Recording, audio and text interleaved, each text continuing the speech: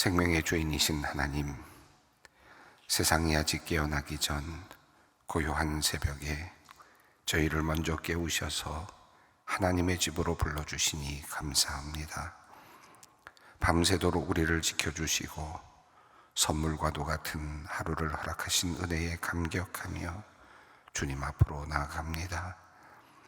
분주한 하루가 시작되기 전 우리의 마음을 먼저 하나님께 드립니다. 오늘도 신실하신 주님께서 우리의 길을 인도하여 주시옵소서. 사순절을 보내고 있습니다. 우리를 구원하기 위해 십자가의 길을 걸어가신 예수 그리스도를 기억하며 우리의 삶을 다시 돌아봅니다. 주님의 십자가보다 세상의 기쁨을 우선시하며 살아왔음을 고백합니다. 이웃을 사랑하기보다 판단하기에 빨랐고 섬김보다 편안함을 선택하며 십자가의 길보다 세상의 기준을 따라 살았습니다. 주님, 용서하여 주시옵소서. 우리가 이 사순절을 단순한 절기로 지나지 않고 우리 영혼이 다시 십자가 앞으로 나아가는 영적 기회로 삼기를 원합니다. 십자가의 사랑을 묵상할수록 하나님 아버지의 마음을 깨닫고 주님을 더 닮아가도록 우리를 이끌어 주시옵소서. 평화의 하나님, 오늘도 세상을 위해 기도합니다. 세계 곳곳에서 전쟁과 갈등이 계속되고 있습니다. 총성과 폭력 속에서 많은 사람이 두려움 가운데 살아가고 있습니다. 하루아침에 집을 잃은 사람들, 가족을 잃고 눈물을 흘리는 사람들, 불안 속에서 버티는 어린이들과 약한 이들, 주님 한 사람 한 사람 주님께서 기억하여 주시옵소서. 정치적 합의나 힘으로 해결되지 않는 세상이지만 역사의 방향을 이끌어 가시는 분이 하나님이심을 믿습니다. 전쟁을 결정하는 이들의 마음을 움직여 주시고 파괴가 아니라 평화를 선택하도록 주님 이끌어 주시옵소서. 우리나라를 위해 기도합니다. 어려운 국제 환경 속에서 나라의 국익과 국민의 안녕을 위해 일하고 있는 지도자들에게 지혜와 겸손을 허락하여 주시고 자신의 정치적 이익보다 국민과 공동체의 미래를 먼저 생각하는 마음 가지고 일하도록 그들을 붙잡아 주시옵소서. 이 땅의 정치와 사회 환경 속에 정의가 바르게 세워지게 하시고 갈등과 분열이 풀려가는 길을 주님 열어 주시옵소서. 이 나라의 경제를 위해서 기도합니다. 많은 사람이 경제적인 어려움을 경험하고 있습니다. 물가와 환율의 부담 속에서 기업의 수출과 가정의 살림이 더 힘들어지고 있습니다. 사업을 이어가기 위해 쓰는 사람들, 일자리를 찾기 위해 마음 졸이는 청년들과 가장들에게 힘과 지혜를 부어 주시옵소서. 일터에서 땀 흘리는 사람들의 손을 붙들어 주시고 꽉 막힌 경제 여건도 주님 다시 숨통이 트이도록 인도하여 주시옵소서. 주님, 교회를 위해서도 기도합니다. 교회가 세상의 기준을 따르지 않고 예수님의 십자가 길을 따라 걷는 믿음의 공동체가 되게 하여 주시옵소서. 상처 입은 사람들이 마음 놓고 찾아올 수 있는 곳이 되고 외롭고 지친 사람들이 쉼을 얻는 자리가 되기를 원합니다. 교회가 세상을 향해 하나님의 사랑과 소망을 전하는 귀한 주님의 공동체가 되게 하여 주시옵소서. 이 시대를 살아가는 청년들을 위해 기도합니다. 미래에 대한 불안과 치열한 경쟁 속에서 청년들이 지쳐가고 있습니다. 열심히 살아가고 있지만 길이 보이지 않는 현실 속에서 마음이 무너지고 있습니다. 청년들이 세상의 기준에 자신을 끊임없이 비교하며 낙심하지 않게 하시고 하나님께서 주시는 비전을 보게 하여 주시옵소서. 신앙과 현실 사이에서 마음이 흔들릴 때 하나님을 향한 믿음 놓지 않게 하시고 혼자가 아니라 믿음의 공동체가 함께 걸어가고 있음을 또한 깨닫게 하여 주시옵소서. 주님, 오늘도 여러 문제와 과제, 걱정거리들을 가지고 기도의 자리로 나온 성도들을 기억하여 주시옵소서. 각자의 삶 속에는 말로 다 표현할 수 없는 수많은 문제가 있습니다. 가정의 문제, 직장의 문제, 사업의 문제, 건강의 문제, 삶의 방향에 대한 고민이 가득합니다. 우리의 형편을 아시는 주님, 주님께서 각 사람의 삶을 붙들어 주시고 성도들이 드리는 눈물의 기도에 응답하여 주시옵소서. 막힌 것 같아 보이는 그 길 앞에서도 하나님을 신뢰하는 마음 주시고 흔들리지 않는 믿음 허락하여 주시옵소서. 지휘 하나님, 지금 병상에서 힘겨운 시간을 보내고 있는 환우들을 기억하여 주시옵소서. 육신의 고통과 치료의 시간 속에서 마음이 지치지 않도록 붙잡아 주시옵소서. 병상을 지키며 기도하는 가족들의 마음도 위로하여 주시고 긴 돌봄의 시간을 소망 가운데 보내게 하여 주시옵소서. 하나님, 지금도 어디선가 병마와 힘겨운 싸움을 싸우고 있는 소망의 환우들을 한 사람 한 사람 붙들어 주시기를 기도합니다. 마음의 병을 얻어 밤마다 우울감으로 고통을 받는 사람들이 있습니다. 공황장애로 아침에 일어날 때마다 힘들게 호흡하며 죽을 것 같은 공포 속에서 살아가는 이들이 있습니다. 자식들, 가족들을 뒤로 하고 요양병원에 홀로 누워 모르는 사람들의 손을 의지한 채로 외롭게 살아가는 어르신들이 있습니다. 또한 암과 지루한 싸움을 하고 있는 사람들, 그리고 다시 재발한 병으로 마음이 약해진 성도들이 있습니다. 주님, 이들을 긍휼히 여겨 주시옵소서.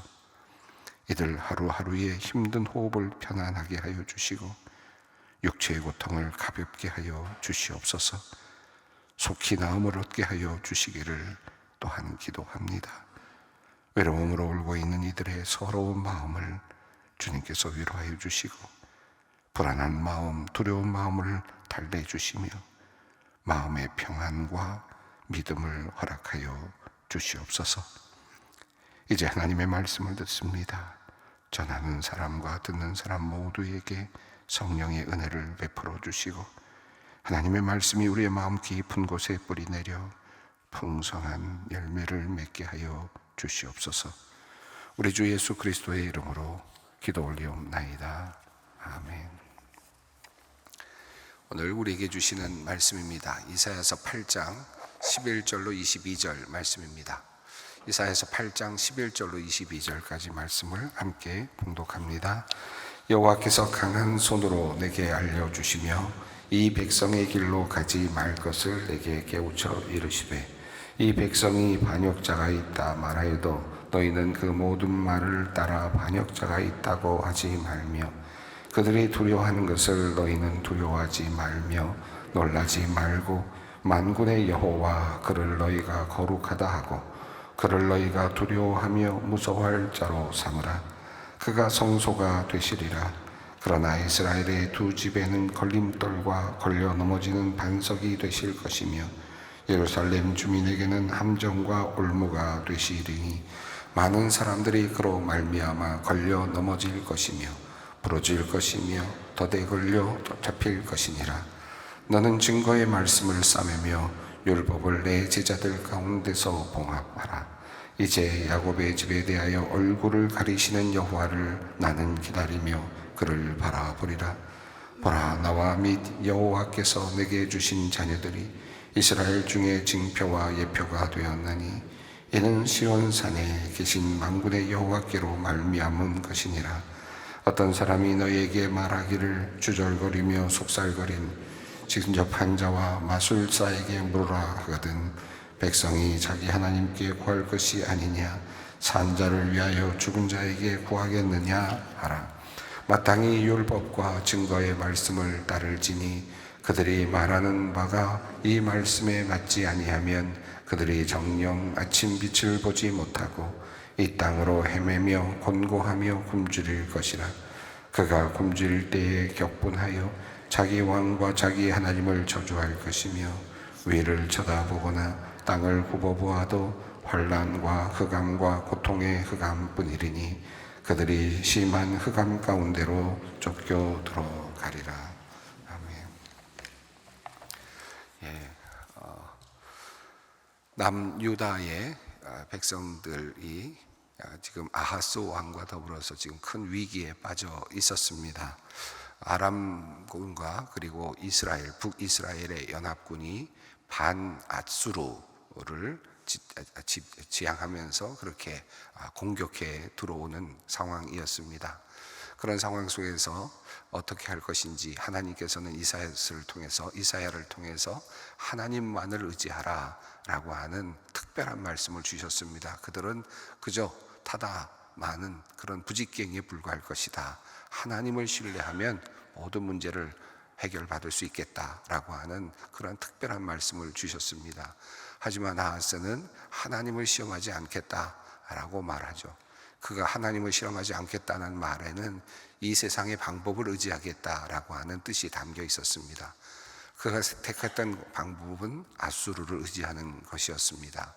더 큰 강대국처럼 보이는 그 아수르를 끌어들이면 이 문제를 해결할 수 있을 것이고 또 유다의 앞으로의 미래도 장담할 수 있을 것이다. 아마 그렇게 생각을 했을 것입니다. 그런데 하나님께서는 이사야를 통해서 너희가 의지하는 아수르가 결국은 아람과 그리고 이스라엘을 잠식할 것이지만 너희에게도 홍수처럼 그렇게 들이닥칠 것이다. 너희가 목에 가득 찰 만큼 물이 들어올 것이다 라고 하는 그와 같은 엄청난 그런 하나님의 말씀을 전해 주셨습니다. 너희가 실로아에서 흘러내려오는 그런 강물, 그 졸졸 흘러내려오는 하나님의 은혜의 강물 같은 그것을 너희가 무시하고 멸시하였으니 너희에게 홍수가 닥칠 것이다. 너희가 완전히 물에 잠길 것이다 라고 하는 그와 같은 하나님의 심판의 말씀을 전해 주셨죠. 그럼에도 불구하고 하나님께서 땅을 펼치셔서 사실은 너희를 받쳐주실 것을, 이스라엘 백성들을 받쳐주실 것을 말씀하십니다. 이것이 하나님의 은혜였습니다. 그래서 너희의 목까지 올라오지만 땅에서 받쳐주시는 그 은혜로 말미암아 너희가 완전히 멸망하지 않을 것이다. 하나님께서 너희들에게 또 기회를 주실 것이다 라고 하는 그런 말씀을 하셨죠. 그리고 하나님께서는 이러한 그 어려운 상황이 이제 곧 오게 될 것이다 라고 하는 그런 말씀을 하셨습니다. 그 마헬살랄 하스바스라고 하는 둘째 아들의 이름을 짓도록 하시면서 이제 그들의 노략이 속히 임할 것이다 라고 하는 그런 경고의 말씀도 하셨습니다.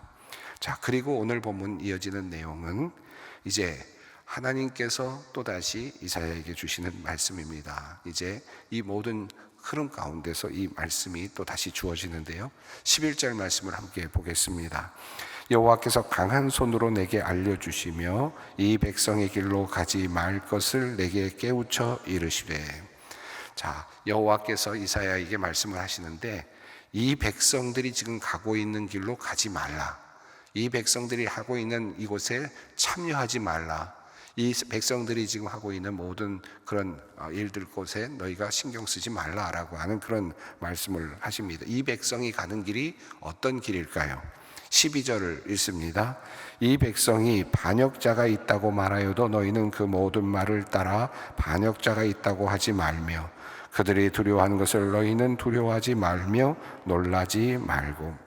이 12절을 보면 지금 남유다 예루살렘에 있는 사람들이 서로 나뉘어져 있음을 볼 수 있습니다. 서로가 서로를 향하여 반역자라고 하는, 완전히 서로 나누어져서 지금 갈등이 일어나고 있는 상황을 볼 수 있습니다. 이 백성이 서로 향하여서 어떤 사람을 향하여서 반역자다라고 지금 말하고 있다는 것이죠. 저 사람들이 나라를 망친다, 저 사람들이 서로 나라를 망친다라고 말하면서 서로 삿대질을 하는 거죠. 서로가 지금 비난을 하는 것입니다. 또 정치적인 압박을 가하고 있는 형국이라고 할 수 있습니다. 한쪽에서는 아수르를 의지해야 된다라고 하는 사람들이 있고, 한쪽에서는 지금 아람과 르말리아의 아들, 그들이 한 동맹을 따라가면서 그들과 화친을 해야 된다라고 하는 생각을 하는 사람들이 있었던 겁니다. 아수르를 따라가려는 사람들은 이 아람과 북이스라엘 사람들을 지지해야 된다는 사람들을 반역자라고 하고, 그들을 나라를 망치는 사람들이라 하고, 또 아람과 북이스라엘을 지지하는 사람들은 아수르를 따르려고 하는 사람들을 또 반역자라고 하고, 서로 정치적인 정변이 일어나듯이 그 안에서 그와 같은 일들이 일어나고 있었다. 사회적인 갈등이 심각하게 일어나고 있었다는 겁니다. 그런데 이 사회적인 갈등이 심각하게 일어나고 있는 것을 한 걸음 뒤로 물러서서 거시적으로 보면 둘 다 실은 세상의 힘이 어느 쪽으로 쏠릴 것이냐, 세상의 역사가 어디로 갈 것이냐, 누가 더 강대국이 될 것이며 역사가 어떻게 흘러갈 것인가에 대한 서로 간의 다툼, 그런 것이었다는 겁니다. 세계관의 다툼, 나름대로의 세계관의 다툼이었다고 할 수 있겠습니다. 그것이 그들에게는 때로는 한 사람이 반역자가 되기도 하고 한 사람이 나라를 망치는 사람들이 되기도 하는 것입니다. 그들은 모두 무엇을 두려워하고 있었습니까? 강대국들이 자기 나라를 침식할 것을 두려워하고 있었습니다. 강대국들이 그 나라를 침식하고 있을 것을, 침식하게 될 것을 두려워하면서 나름대로 해결책을 찾은 거죠. 그런데 서로 생각이 다릅니다. 한쪽에서는 아람과 르말리아의 아들을, 그들의 연합군과 화친해야 된다고, 한쪽에서는 아수르를 생각해야 된다고, 아수르를 끌어들여야 된다고 생각을 하는 것입니다. 그런데 이미 하나님께서는 이미 그들을, 그 모든 것의 종말을 이미 말씀하셨습니다. 아수르를 너희가 의지하면 결국 아수르가 너희를 잠식할 것이고, 그리고 또 아람과 북이스라엘을 또 받아들이게 되면 또 그들을, 이스라엘을, 남유다를, 예루살렘을 잠식할 것입니다. 결국 하나님을 의지하라고 했는데 그들은 하나님을 의지하지 않고 세상의 힘을 지금 바라보면서 그것이 어느 쪽으로 쏠릴 것인가, 그것을 지혜라고 생각하면서 지금 뭔가 서로가 견제하고 있는 정치적인 그런 상황이라고 할 수 있겠습니다. 자, 이것이 11절 12절이 말하고 있는 내용이죠.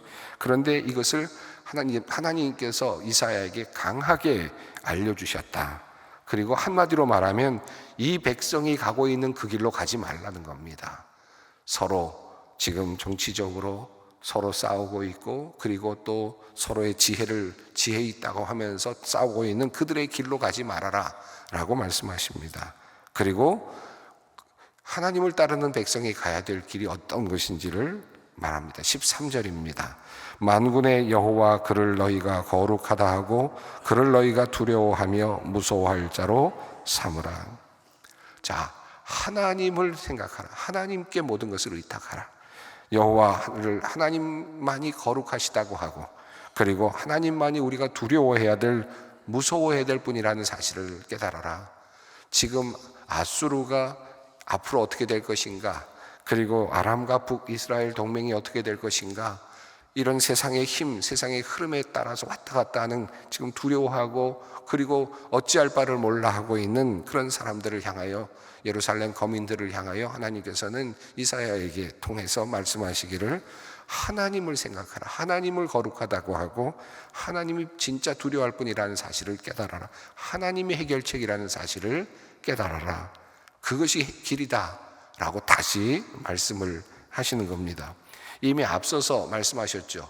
아람과 르말리아의 아들 이스라엘의 군대가 쳐들어왔을 때 하나님께서는 두려워하지 말라, 하나님만 의지하라, 믿으면 굳게 선다 라고 말씀하셨습니다. 네가 믿기만 하면 굳게 설 것이다 라고 말했지만 이스라엘 백성들은 그렇게 하지 않았고 아하스 왕도 그렇게 하지 않았습니다. 정치적인 길을 택하고 있었습니다. 하나님께서 이 부분을 지금 책망하고 계십니다.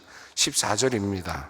그가 성소가 되시리라. 그러나 이스라엘의 두 집에는 걸림돌과 걸려 넘어지는 반석이 되실 것이며 예루살렘 주민에게는 함정과 올무가 되시리니. 자, 하나님께서 그렇게 하나님만을 의지하는 사람에게 성소가 되시리라. 하나님이 가까이 하실 것이고 하나님이 보호자가 되어 주실 것이고 안전하게 지켜주실 것이다 라고 하는 약속을 하십니다. 그러나 그렇지 않은 사람들, 서로 지혜 있다라고 말하면서 자신들이 생각하고 있는 길을 가지고 어떤 곳이 강대국일까를 생각하면서 정치적인 입지를 생각하면서 그런 서로가 그렇게 길을 찾아가는 사람들에게는 하나님이 걸림돌이 될 거다 이제 라고 말씀하십니다. 이스라엘의 두 집이라고 하는 말씀을 보면 여기서는 북왕국 이스라엘과 그리고 남유다 예루살렘을 포함한 이 모든 나라의 백성들, 하나님의 귀한 백성들이었던 이 두 집에 모두 다 해당이 된다라고 하는 사실을 말씀합니다. 아직 이스라엘이 멸망하기 전이니까요. 북이스라엘이 아수르에게 멸망하기 전 이야기이니까 지금 이 당시에 65년 후에라는 표현이 이미 나왔으니까 아직도 시간이 좀 있었습니다. 자, 그런데 이스라엘 두 집에는 이것이 걸림돌이 될 것이다. 앞서서 성경에 하나님께서 반석이 되실 것이다. 물이 흘러와서 목까지 찰 때 하나님께서 반석이 되시고 임마누엘 반석이 되실 것이다 해서 생명을 구해주시는 반석으로 나타났는데, 여기서는 이 돌이 걸려 넘어지는 돌처럼 이렇게 표현이 되고 있습니다. 하나님께서는 하나님의 말씀을 신실하게 따르고 하나님을 의지하는 사람에게는 반석이 되시지만, 그러나 하나님을 생각하지 않고 자기의 길을 계획하는 사람에게 그것은 걸려 넘어지는 걸림돌이 되신다. 자, 예루살렘 주민에게는 함정과 올무가 되신다. 예루살렘 주민들은 지금 나름대로 지혜를 구하고 있습니다. 이렇게 하면 이 나라를 구할 수 있다. 이렇게 하면 우리가 살 수 있다. 이렇게 하면 이 길로 가면, 저쪽 길로 가면 충분히 뭔가 승산이 있을 것 같다. 나름대로 지혜를 모으고 있는데 그 자신의 꾀가 도리어 함정이 된다, 올무가 된다 라고 하는 그런 아주 심각한 말씀을 하시는 겁니다. 15절은 이어지는 내용이죠. 많은 사람이 그로 말미암아 걸려 넘어질 것이며 부러질 것이며 덫에 걸려 잡힐 것이니라. 자기 생각을 따라서 가고 있는 사람들, 아수르를 의지하든 아람과 북이스라엘을 의지하든 그것이 중요한 것이 아니다는 겁니다. 하나님을 의지했어야 되는데 하나님을 의지하지 않는다면 아람과 북이스라엘도 너희에게 걸림돌이 될 것이고 아수르도 너희에겐 걸림돌이 될 것이고 결국은 너희는 그들에게 걸려 넘어지고 말 것이고 부러지고 말 것이다 라고 하는 하나님의 경고의 말씀입니다. 이 백성이 지금 가고 있는 길은 잘못된 길이다 라고 분명하게 말씀을 하십니다. 자, 16절 말씀을 읽습니다. 너는 증거의 말씀을 싸매며 율법을 내 제자들 가운데서 봉합하라. 이 말씀은 이제 새로운 말씀으로 주제로 이어지는데요. 이제 지금까지 말한 이 모든 말씀을 이제 싸매라. 이것을 확실하게 꽉 묶어 놔라. 보게 만드는 것. 나중에 지금은 숨겨놓는 겁니다. 지금 현재로서는 닫아놓는 상황입니다. 또 율법 자체도 지금 제자들 가운데서 이것도 봉합하는, 이것을 지금 말씀합니다.